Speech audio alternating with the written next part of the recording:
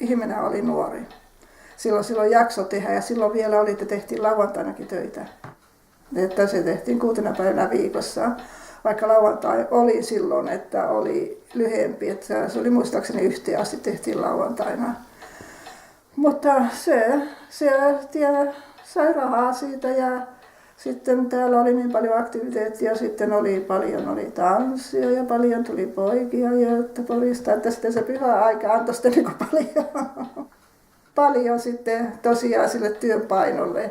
Mutta en minä sitten oikeastaan niin ajattele, että sitä sillä tapaa tunsi kovin raskaaksi sitä työtä. Ja sitten kun meitä oli paljon suomalaisia siinä nauhalla, niin nuoria tyttöjä, niin se monta kertaa siinä työnteossa, niin siinä sitten juteltiin ja naurettiin sitten, että mitä oli niin tapahtunut pyhää aikaa. Ja olihan siellä tietenkin, että oli moni, joka ei viihtynyt siellä ja tykkäsi, että se oli raskasta työtä, mutta en minä tiedä, minä olen ollut vissiin semmoinen, että minä olen aina, niin kuin,